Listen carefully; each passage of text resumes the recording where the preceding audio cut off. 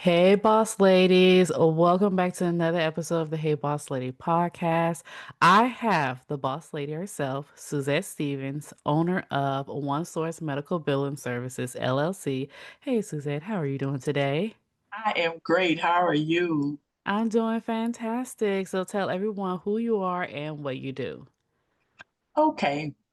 I am the owner of OneSource Medical Billing Services. I do a little bit of all of it. I am sole entrepreneur at this time as I grow my business, but I actually handle all outsourcing of administrative type services for physician office medical professionals where they need some billing services done or some denial management, credentialing, things of that nature is what I work with medical professionals with in their practices. So I usually work with between 1 and 5 physicians in the office.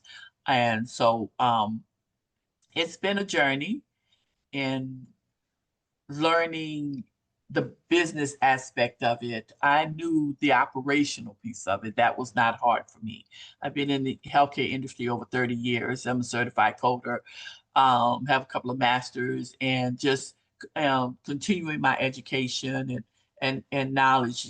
That's what keep you growing. That would keep you on the cutting edge of what's going on, so that you could be able to have the wealth of knowledge that you need to work with your clients.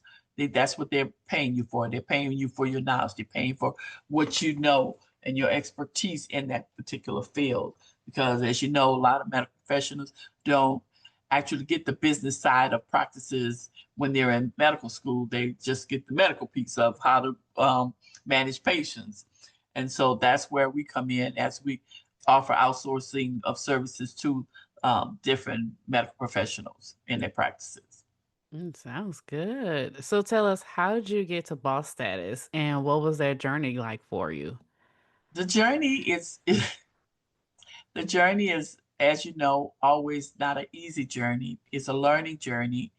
I have worked for several large health plans, and without going into political into the messiness of the that road that I've been on, that you find that you're not valued. You find that you're not when you work for large corporations, and you start thinking, what is it um, that I'm passionate about? What is it that I enjoy the most about what I do in the same cusp of the field that I'm in?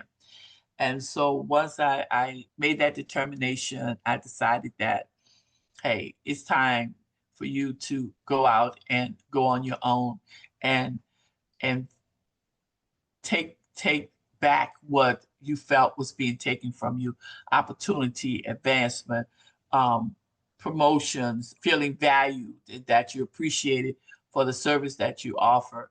And so that's what I felt like I needed to take back, because I felt like it was being taken from me. And so not appreciated on the job, being passed over, that whole 9 yards of it. And so I said, it's time. And so I started slowly looking into how to start a medical billing company, what that looks like, and, operationally, marketing, and all of that. And so that's the journey it took me on. And so now I'm actually operating it, and I'm enjoying it. I never look back. I, I tell you, it's such a freedom when you decide to take back your value, take back what the enemy is trying to take from you, not feeling worthy, not feeling like you belong. I don't even feel like I work most of the time because I enjoy what I do. And so I don't feel like I work. I feel like I'm always helping someone to solve a problem, solve whatever their issue is in their practice. And so I enjoy it. I love the freedom of entrepreneurship. It's been a faith walk that I don't know if most people can do a faith walk, because when you go from having a nice salary every 2 weeks to, okay, where's my next check coming from? That's a true faith walk. And it's definitely been a journey. And I have something I would like to share right quick. It's in this book that I'm reading. It's called Lesson I Learned in the Dark. and the steps to walking by faith and not by sight. And it's like something that really hit me hard. And I was like, wow. And so it's just a paragraph I'm going to read. And it says, we learn many of life lessons when times are good and circumstances are easy. Others we learn only in seasons of hardship, loss, and great darkness. Although suffering can be the hardness of headmasters, its curriculum may open the door to freedom beyond our loftiest expectation. Sometimes only in the adversity we dread that we begin to discover that the kind of life we only dreamed of. And so that's what it is. You dream of, being independent. You dream of being financially solid and being able to travel, be able to do the things that you want to do.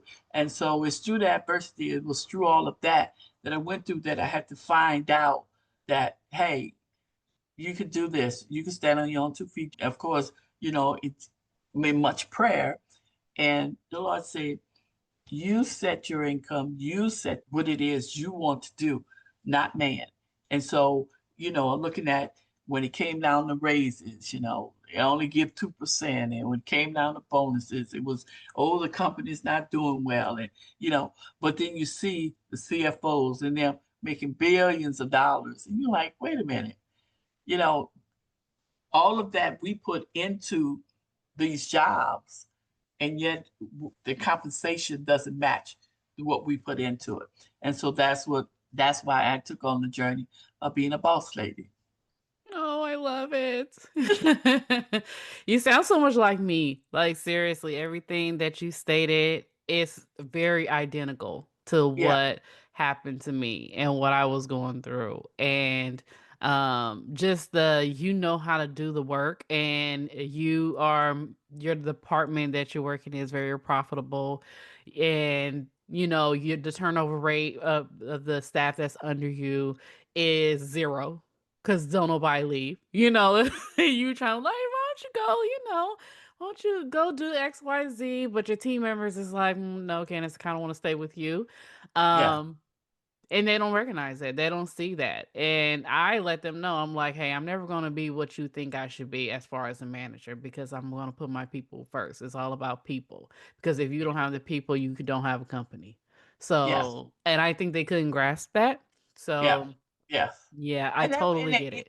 yeah, and so when they want you to fill out these surveys and stuff, and I was always honest on them. I didn't care. I was like, this is what I feel, and this is what because if you don't get it out there in the open, how would they know? And so they can't never say that they don't know because you've told it to them. And so you share with them operational things that you see that needs to happen, or you share just the whole compensation Right. package.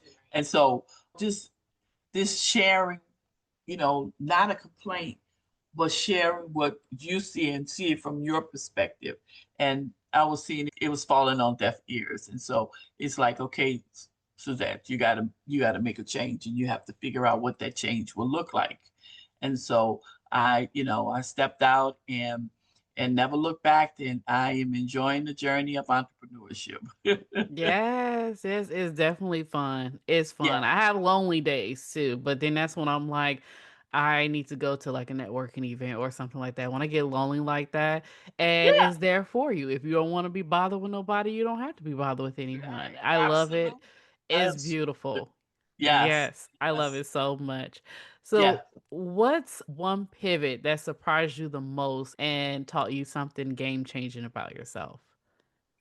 That I even did it because fear could grip you, and in that fear, um, fear is very powerful, and it could speak to you very loudly, and you have to know how to shut that fear off and shut down the thoughts that you may have that oh, you're going to fail at it, or oh, you're going to not do well, and things, and then nobody's going to want your services, and you got to know how to shut all of that off.